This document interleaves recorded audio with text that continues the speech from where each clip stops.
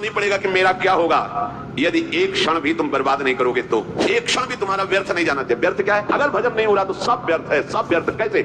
दूसरे को लगे कि हर समय जलता रहता है क्या, कैसे दिखता है, ऐसा करना चाहिए। हिम्मत न पड़े किसी की आपसे परिचय बनाने की, और बात करने के लिए एक बार सोचना पड़े किसी को, किससे बात करना है, शायद इससे बात न करना ही अच्छा है, ऐसा लगे। आपको व्यवहार सबसे प्रेम का करना है पर किसी से प्रेम ना होने पावे, ये बड़ी बात है। बड़ी भूल हो रही, बड़ी भूल हो रही। तो तभी जो वो अंदर से कि आप क्या इतने घंटे सो रहे हैं, बर्बाद क्यों कर रहे हो? अरे एक वो नींद आने वाली है जिसमें सदा सदा के लिए तुम सो जाओगे, होश में हो। मृत्यु आने वाली है। यहाँ तो काम चलाना है, भोजन पाके, क्रियाएं करके, नींद लेके, ये केवल काम चलाना है। मुख्य हमारा कार्य है भजन, क्योंकि इससे हमारी गति बनेगी। हमारे जीवन का लक्ष्य भजन है। प्रभु की बड़ी कृपा, सच मानिए जिसको सत्संग मिल गया, सत्संग में स्नान करने पर फिर और कुछ कोई तीर्थ स्नान करने की जरूरत नहीं रह जाती। स्वाभाविक कैसे? सत्संग का फल है मज्जन फल पेखी तत्काला, काक होए पिक बको मराला। अगर सत्संग रूपी तीर्थ में स्नान कर लिया तो कौवा कोयल हो जाएगा, बगुला हंस हो जाएगा। इसका तत्काल का प्रभाव है। एक सत्संग का शब्द आपके जीवन को बदल देगा। सत्संग के समान कोई बड़ा तीर्थ नहीं है। अगर इसमें जो रोज अवगाहन करते हैं पर आचरण में उतार ले, कुसंग ना होने पावे, तो सत्संग तुम्हें महात्मा बना देगा। पैंट शर्ट में तुम महात्मा होगे, गृहस्थी में रहते हुए तुम महात्मा होगे। महात्मा कोई बाहरी वेश ही नहीं है, महात्मा एक स्थिति है। महात्मा की एक स्थिति होती है। ये बात बिल्कुल याद रखना, कभी निराश मत होना।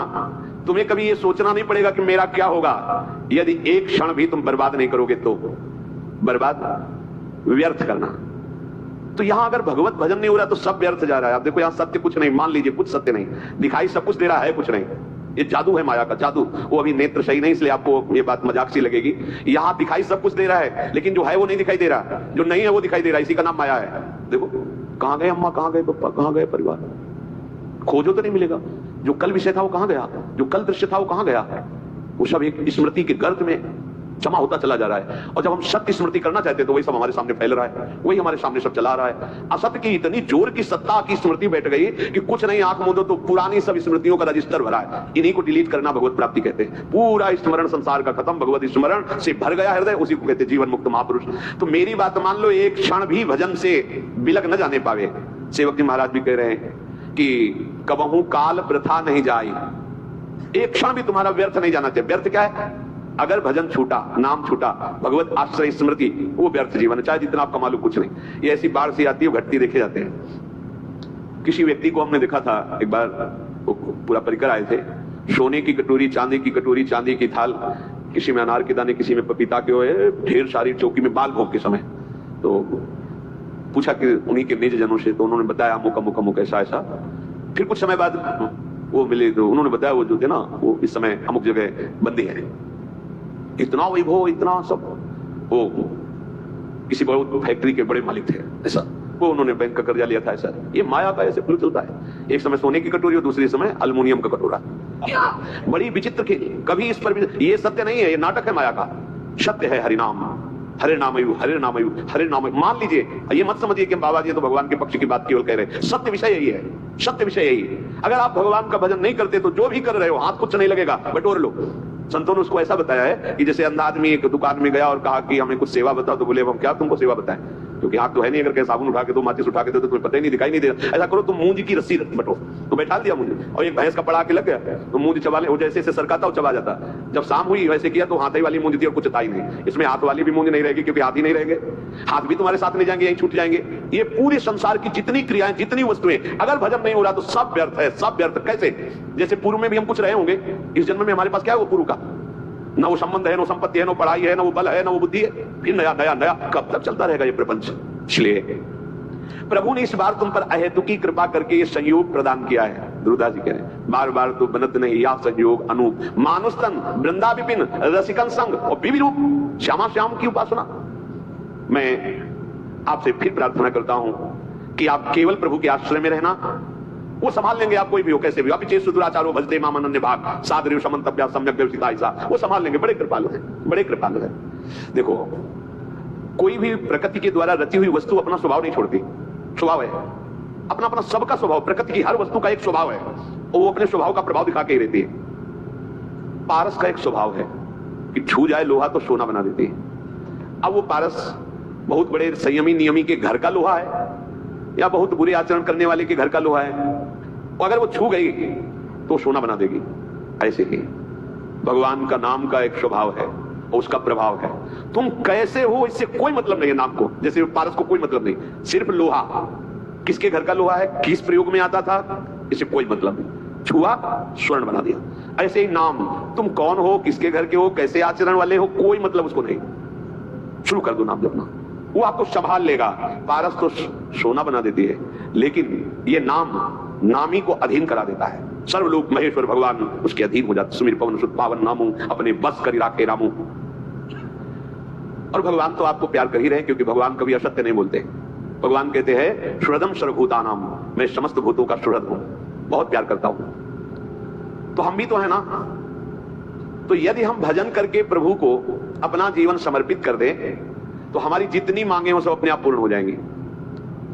केवल भजन करने वालों को ही अनुभव होता है कि भगवान हमें प्यार करते हैं। प्यार सबको करते हैं, सबम प्रिय सबम उपजाए। परम सुहृद सर्वलोक महेश्वर भगवान की दृष्टि में हम हर समय हैं, वो हमें देख रहे हैं। शास्त्र शीर्षा पुरखा सहस्राक्षा, हजारों नेत्रों से हमें देख रहे हैं। विश्वतः चक्षुर, पूरे विश्व में उनके नेत्र हैं, वो देख रहे हैं।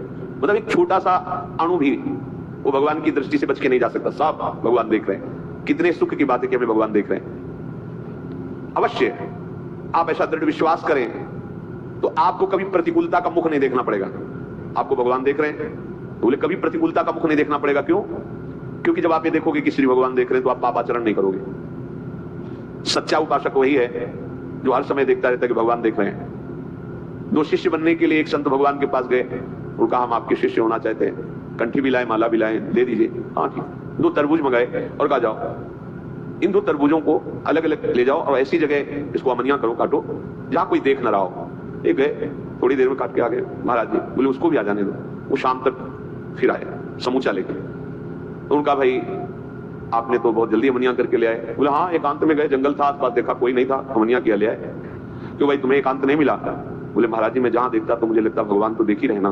तो आपके वचन थे कोई ना देखे तो भगवान तो देख रहे ना।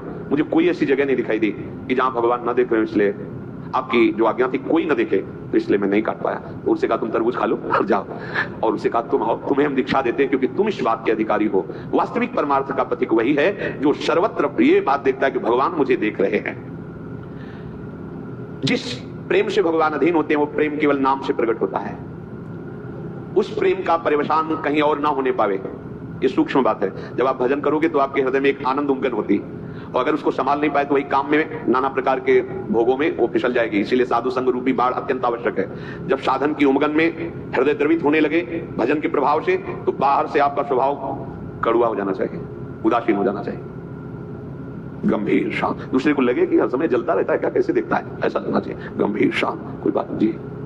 हिम्मत ना पड़े किसी की आपसे परिचय बनाने की, ऐसा स्वभाव बनाना चाहिए। ये हम एकांतिक बात अंदर की कहते हैं। जब आपका भजन बढ़ने लगे, आपके हृदय में अनुभव होने लगे कि विकार शांत हो रहे हैं, आनंद का अनुभव, भजन निरंतर चलने का प्रवाह आने लगा है, कुछ दिव्यता आने लगी, उतने ही आपको बाहर से उदासीन हो जाना चाहिए। बिल्कुल व्यवहार में ऐसा साबित नहीं करना चाहिए कि आप बहुत सरल आदमी हैं, आप बहुत, बिल्कुल नहीं। ऐसा लगना चाहिए रुक्ष आदमी है क्या, इसमें प्रियता तो झलक ही नहीं रही, ऐसा। और बात करने के लिए एक बार सोचना पड़े किसी को, किससे बात करना है, यार इससे बात ना करना ही अच्छा है, ऐसा लगे कोई। अपने लोग क्या होते हैं, जहां आनंद की उमगन आई तो फैल जाते हैं, व्यवहार बनाने लगते हैं। आई हुई भोग सामग्रियों की भजन तो चल ही रहा है, इसको भी बस वो भजन को छीन करने लगता है। कहीं ना कहीं वो द्रवित हृदय, जैसे मोम होती है ना, द्रवित हो जाए, कोई भी छाप लगा दो, ऐसे ही भजनानंदी को बहुत सावधान रहना चाहिए। हृदय द्रवित हो गया, उसमें जो छाप लगेगी बहुत मिटाना मुश्किल पड़ेगा।